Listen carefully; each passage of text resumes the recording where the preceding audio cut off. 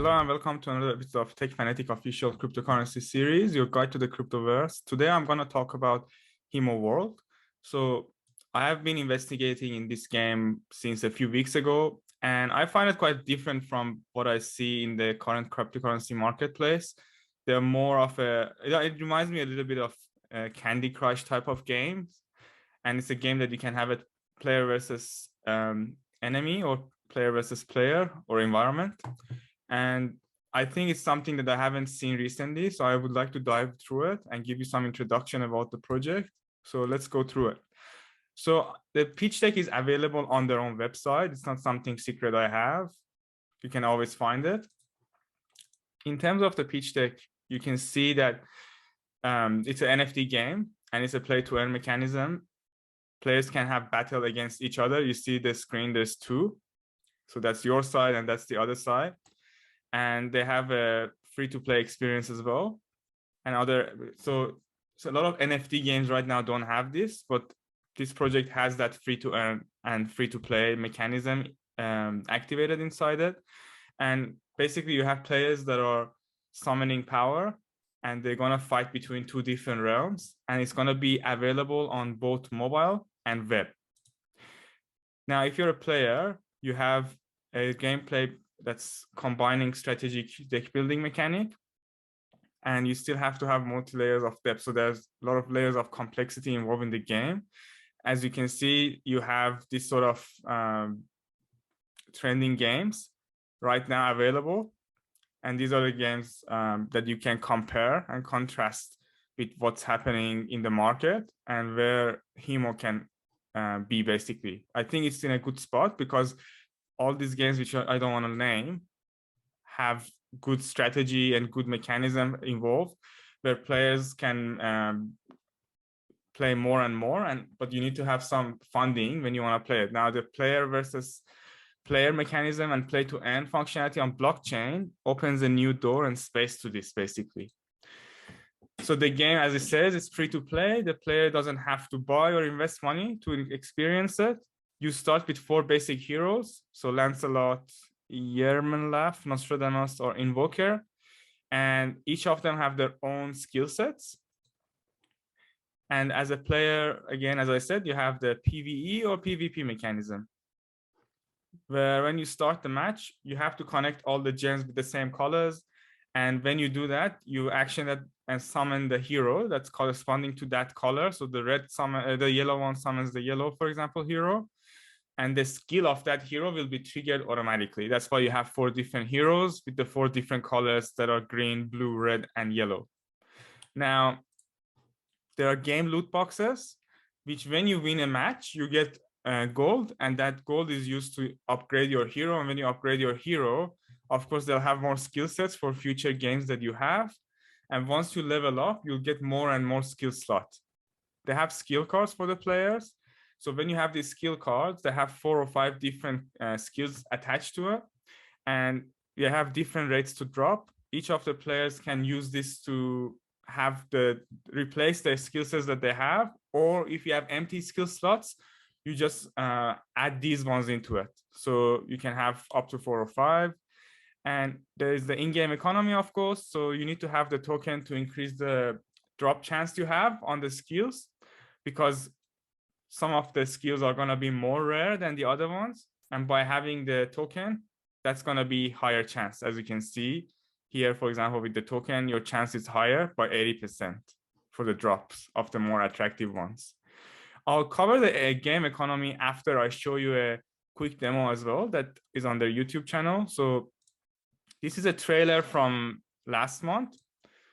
So you can see these are the characters, and that's more of the intro video and how it works. So you have one player this side and on the other side, and depending on the type of hero you have, they're going to be competing against each other. And you can have tournaments in the game. Now, this is more of an introduction video. If you go to the page Himo World on YouTube, they also have the one that's before the IDO that's coming. So as you can see, this is how the gameplay is going to look like.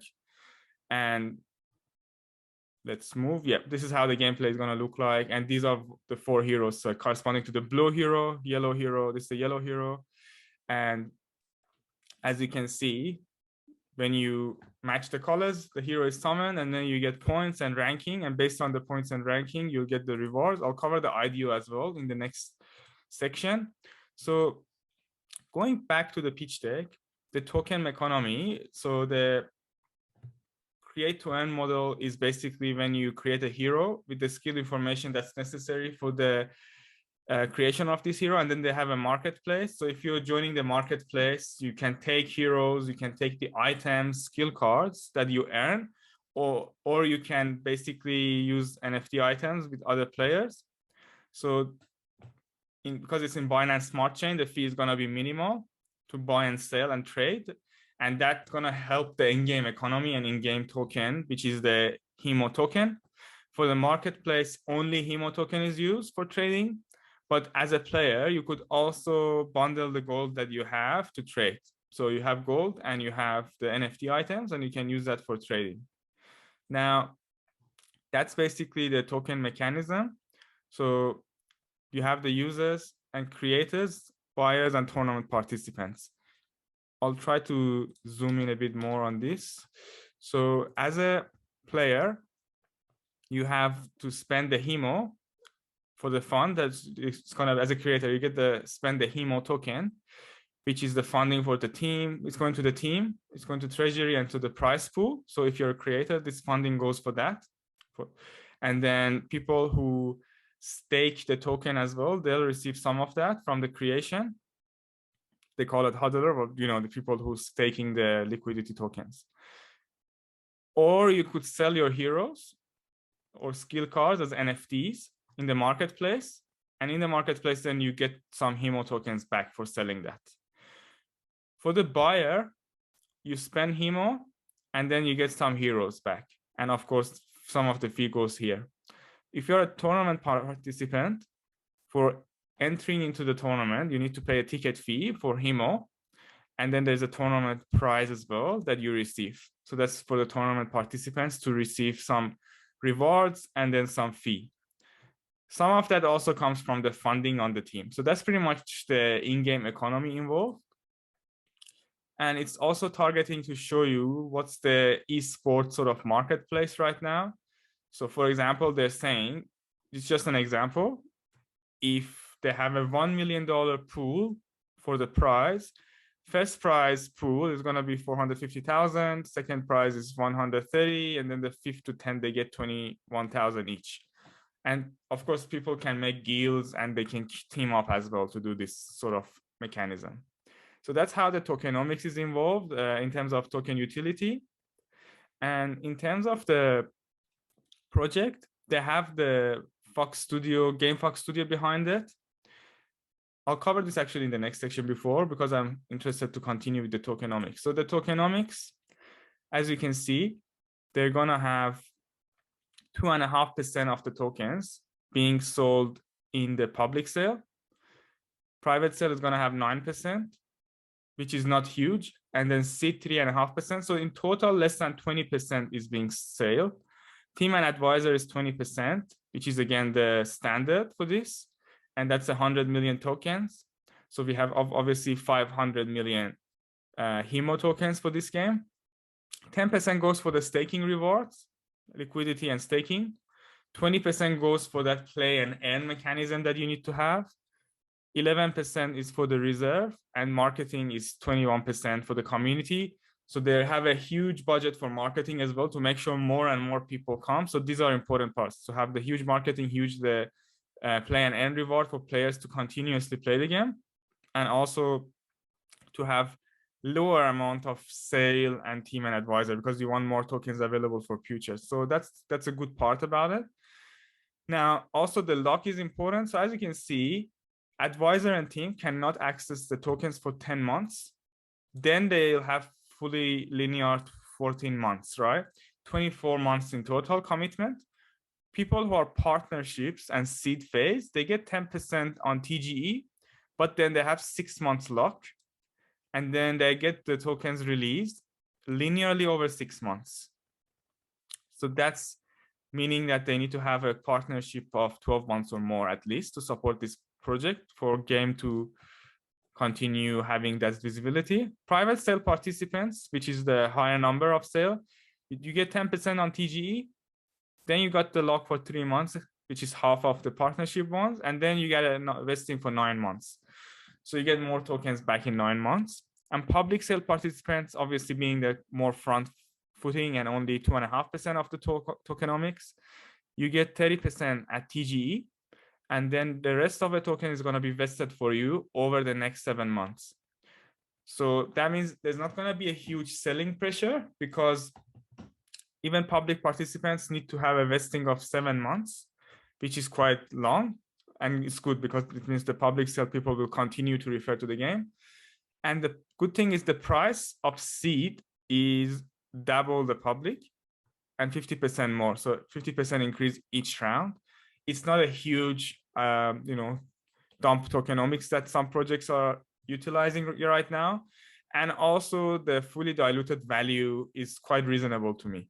So that's something I can observe, and being a unique game, I think it's a pretty fair evaluation of the project in terms of the tokenomics. Now, the next part, I want to talk about the team as well as the partnerships that they have. So as I mentioned, GameFox Studio is behind it. It's like a famous studio in Vietnam for gaming projects. And they've also got Copy Software. Again, it's a leading tech company in Vietnam, Japan, and other countries. And they've been out as an AWS partner or Amazon Web Services partner since 2019, which is great. Now, the team has quite a fair bit of experience. I had a chat with a few of them as I wanted to invest in the project. So the CMO actually works in professional and worked in professional companies focusing on customer experience optimization in professional, outside of crypto, in companies like Adobe, Tabcorp, Bupa, and McAfee. So he's in Australia based on this. And customer experience and personalization is very important, because in this type of games, you're trying to adapt more and more users to come and play this game. So having a chief marketing officer that has a customer experience is really key, because I see a lot of CMOs don't have any idea about, the marketing aspects. The art director is someone from GameFox. You can search all of them on LinkedIn, by the way, who is having 8 years of experience and already has experience and portfolio of previous projects. The co-founder also has 8 years of experience in gaming industry and also has clients like Sony in the past. So he's the chief product officer, and I'm also a product person. CTO is from the Copy Software that I mentioned, and he's been already involved in blockchain since 2018. The CEO also has software development and GameFox Studio background, 6 years of experience in game dev and 10 years in software development. So you're not with people who are just starting their first game. This is their future product, basically. So that's pretty good to know. Now, in terms of their partners, they have Extend Network Capital, which is Eric Su. He's in a lot of gaming projects. Oriana Ventures as well, which is good. Also in a lot of gaming projects. I rather actually move to the website for better clarity for you. So you can see all of this information, by the way, that I covered for you on the website. So then they have good launchpad partners: Gamestarter, Gamestation, NFTb, Trustpad, and Poolz Ventures. So NFTb did a really good one, I think, on my art wallet video. If you refer to that, Trustpad has run a few good projects, and actually they're running a lot of the projects I talk about. Gamestarter also is a good launchpad. I haven't familiarized myself much with Poolz and Gamestation, but they have some good ideas. But having 5 launchpads means having 5 times more marketing. So that's going to be opening the door for them to good partnerships. Now, they've also got Spores Network. You see me talk a lot about Spores. Spores Network, I did a video as well. It's a good NFT cross-chain marketplace and also future launchpad.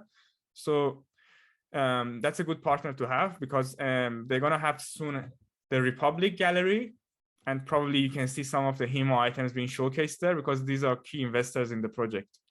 Mochi is another good launchpad and partner to have.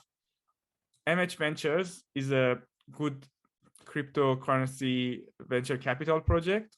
They're really good. They support their project very well. I'm not sure about Golden Shovel. I'm not sure about this. I guess because I don't know, they might not be that famous. I'm not sure again about some of these ones. I know Odiana.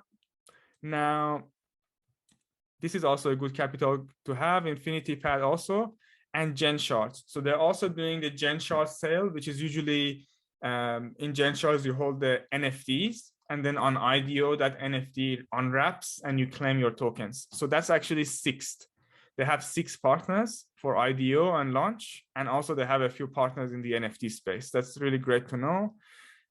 In terms of partnership, I'm quite satisfied with what I see. This is their marketing plan, and this is not secret. This is already on their website. So they have a KPI, as you can see, on what to do for in-house capability, marketing, and game partnerships from the IDO to game launch in early March to the first global tournament, because IDO is happening soon in next few weeks. Next week, game launch is March, and then tournaments happening in June this year. Then they're gonna have more tournaments happening. But what I'm trying to say is they have all the marketing campaigns clarified for you to see. It's not secret, so you don't need to go and ask what's the plan for marketing. In terms of the plans and visions, which is the roadmap, the fundraising started in November with the demo and gameplay. Private sales started in December, partnerships and airdrop campaigns in December. In January, they had IDO happening, which is next week, and the marketplace is gonna open. In Q1, which is March, they're gonna have the staking, Play2Earn, PvP, and the first features of the beta version to be released in a month or two. Q2 is focused more on the tournaments, events, missions, and home features, this is the time you're gonna see more of that Play2Earn mechanism. And then they're gonna have the augmented reality, virtual reality functionality as well, activated after the Q2. So you'll see everything in the next 4 or 5 months, basically. But the most important part I would say is here when the game opens up. So after the project's launched. Now, in terms of their social media, they're very active. They have 42K followers on Twitter with regular AMAs and regular updates. And now they're also giving away for the Lunar New Year that's coming soon. They're giving up to 250,000 tokens if you participate in their Glean campaign, because 14th of Feb, I think around 10th to 14th of Feb is the Chinese New Year, also Lunar New Year in Vietnam. So that's why they're giving away this to get more of the community involved. That's a pretty huge airdrop. Now, they also have a whitelisting campaign, which I'll cover soon. So 40,000 people on Twitter. They've got 78,000 people right now that I'm checking on Telegram. They're also on Facebook, especially being a mobile game, that's key.